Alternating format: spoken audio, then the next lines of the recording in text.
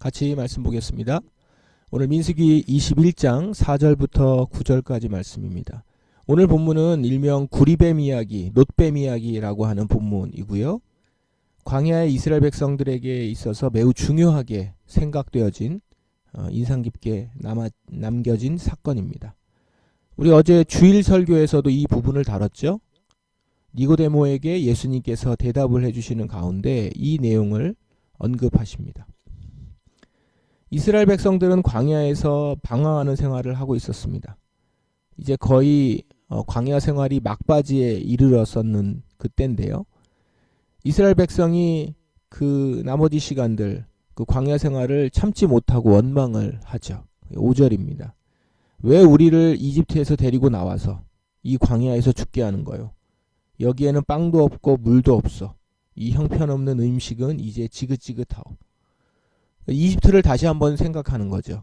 지금 이집트에서 나와서 그 시간도 한참 되었는데 아직도 이집트 이야기를 하고 있고, 그 다음에 광야에서 내가 죽을 것이다 이렇게 얘기를 하고 있으며 여기에 그 모든 것들이 지긋지긋하다 이겁니다. 사실 이스라엘 백성들은 그동안 불평도 많이 하고 원망도 많이 했었습니다. 그러다가 혼도 많이 났어요. 그리고 지금 광야 생활을 이렇게 40년 가까이 하게 된 이유도 이 광야 생활에 대한 불평, 이집트를 그리워하다가 그러다가 이제 이렇게 된 거거든요. 그랬는데도 이렇게 지금 또 불평하고 있는 겁니다. 힘들긴 했을 거예요. 힘들긴 했을 건데 그래도 사실 이제 바뀔만 한 일이죠. 너무나도 이 광야 생활을 하게 된 일이 이렇게 불평하고 하나님을 원망하고 불신했기 때문에 생긴 일인데 좀 바뀔만도 한데 안타깝게도 이스라엘 백성들은 또 참지 못하고 원망을 한 겁니다. 이번에도 이스라엘 백성들은 혼이 납니다. 이번에는 하나님이 보낸 독사, 불뱀들에 물려서 이제 죽게 됩니다. 백성들은 또 금방 잘못했다고 뉘우치고 모세에게 호소를 하죠. 7절입니다.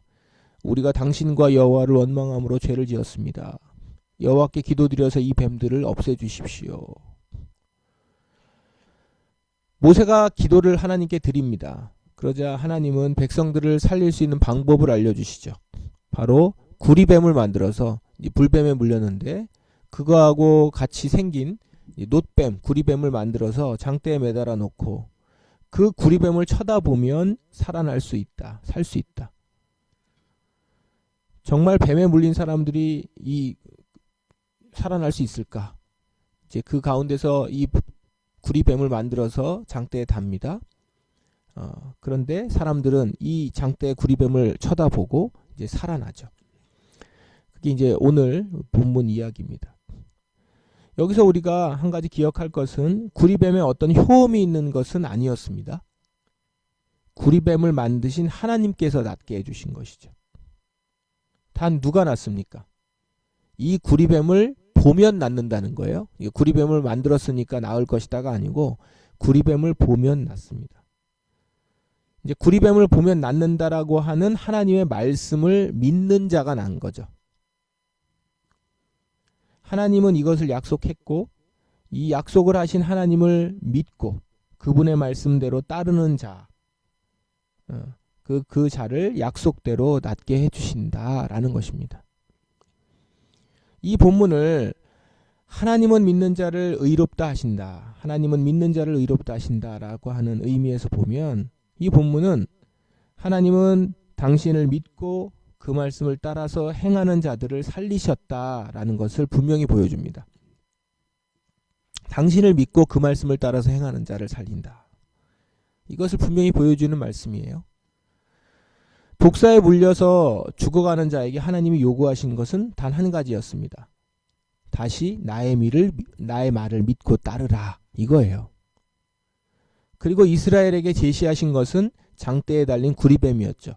그 뱀을 쳐다보라 라는 겁니다. 이제 그것을 통해서 다시 내 말을 믿고 따르라 라는 것을 보이라는 것이죠.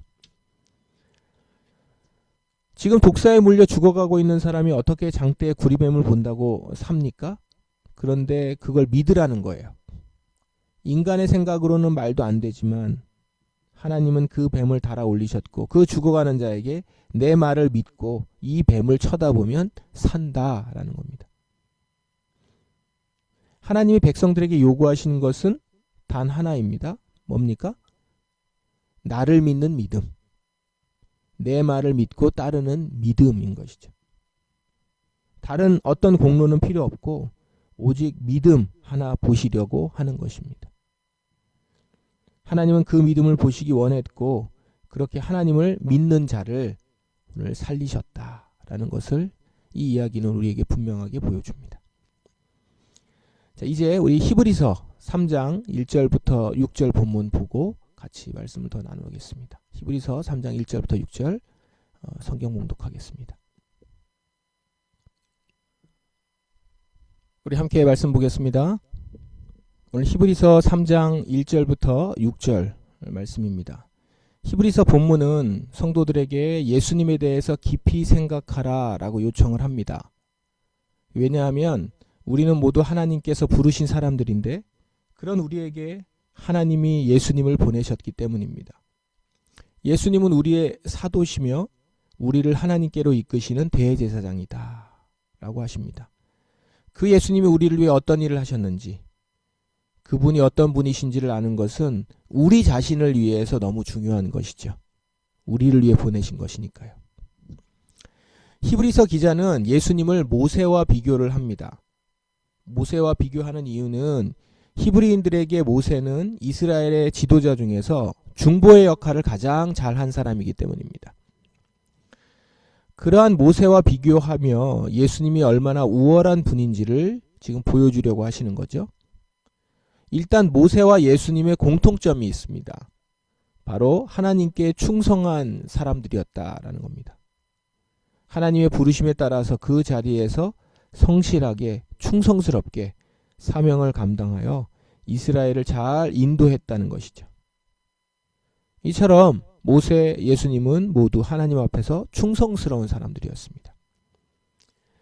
그러나 예수님이 모세와는 다른 근본적인 차이가 있었습니다. 5, 6절에 나오는데요. 모세는 하나님의 집에서 종으로 충성하였습니다. 또 그는 하나님께서 앞으로 말씀하시려는 것들을 전하였습니다. 그러나 그리스도는 하나님의 집을 맡은 아들로서 충성하였습니다. 모세와 예수님 사이의 근본적인 차이가 무엇입니까? 모세는 종이고 예수님은 아들입니다. 모세는 다만 종으로 충성했고 예수님은 아들로서 충성했습니다. 근본적인 차이가 있는 것이죠. 그런데 주목할 것은 두 분 다 어디에 충성했습니까? 하나님의 집에 충성합니다. 모세는 하나님의 집에서 종으로 충성했고 예수님은 하나님의 집을 맡은 아들로서 충성했다. 그런데 그 집은 누구냐? 6절 하반절 보십시다. 우리가 만일 믿음 위에 굳게 서서 큰 소망을 가진 것을 자랑스럽게 생각한다면 우리는 하나님의 가족입니다. 나오죠. 여기 마지막에 나오는 그 단어 하나님의 가족 있죠.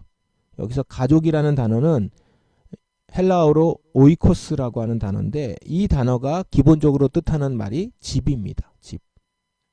그러니까 집이라는 단어예요.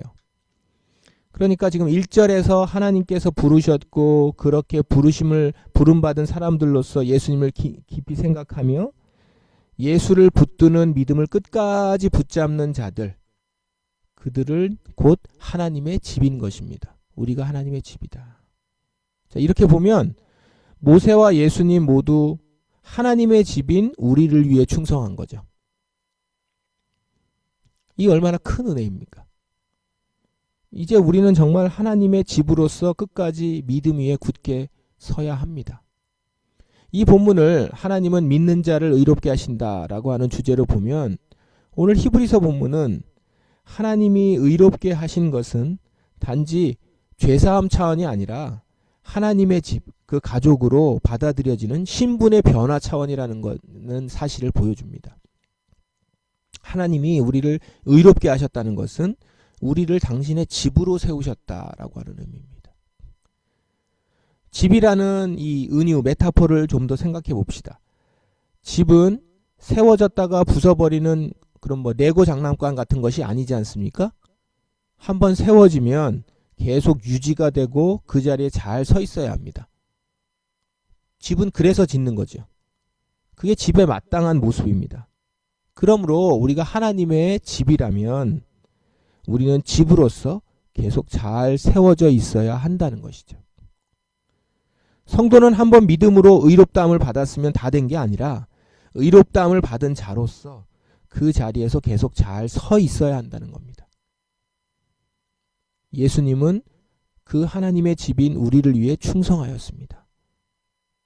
이제 성도도 동일한 충성으로 믿음 위에 굳게 서서 큰 소망을 굳게 잡고 집으로서 잘 서 있어야 합니다.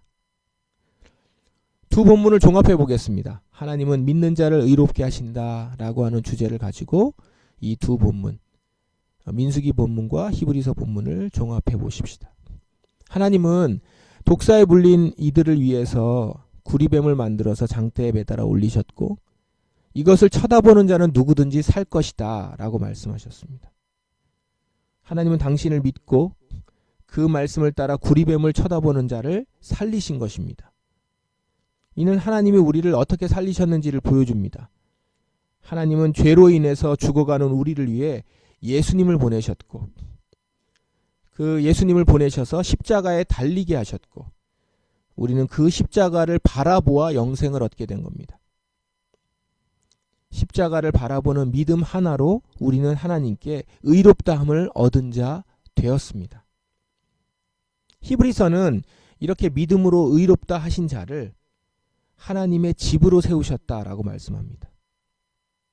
예수님은 이 집을 위해 충성을 다하셨습니다. 이는 우리가 집으로 세워진 것이 우리의 공로가 아닌 예수 그리스도의 충성으로 이루어진 것임을 다시 한번 확인케 합니다. 그러므로 우리는 이렇게 세워진 하나님의 집으로서 처음에 보였던 믿음을 끝까지 붙들고 굳게 서 있어야 합니다. 그러므로 여러분, 오늘도 믿음 위에 굳게 서서 소망을 갖고 살아감, 이것을 우리는 자랑스럽게 여겨야 합니다. 우리는 하나님의 집입니다. 내가 하나님의 집으로서 그 자리에 온전히 서 있는 것 자체로 우리는 예수의 공로, 그분의 충성을 드러내는 존재가 됨을 우리는 믿습니다. 여러분, 우리는 하나님이 의롭게 하신 증거들인 것입니다. 우리가 어떤 멋진 건축물을 보면 이 건축물을 누가 만들었는지를 이야기하잖아요. 우리가 하나님의 집으로 잘 서 있으면 그 집을 지으신 하나님, 그 집에 충성하신 예수님을 사람들이 보게 되는 것입니다.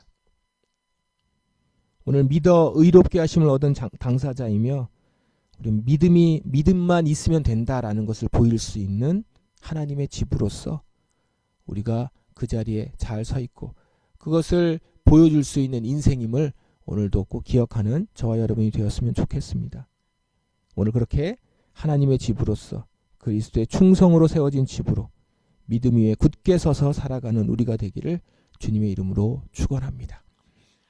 함께 우리 기도하겠습니다. 오늘 이 말씀을 기억하시면서 주님, 오늘도 믿음 위에 굳게 서서 하나님의 집으로 살아가길 원합니다. 저는 하나님의 집입니다. 믿음으로 의롭다함을 얻어 영생을 얻은 자입니다. 이것을 감사하며 또한 이것을 이 땅 가운데 계속 드러내는 믿음 위에 굳게 서는 하나님의 집으로 서기를 시간 같이 기도하겠습니다. 기도하십시다.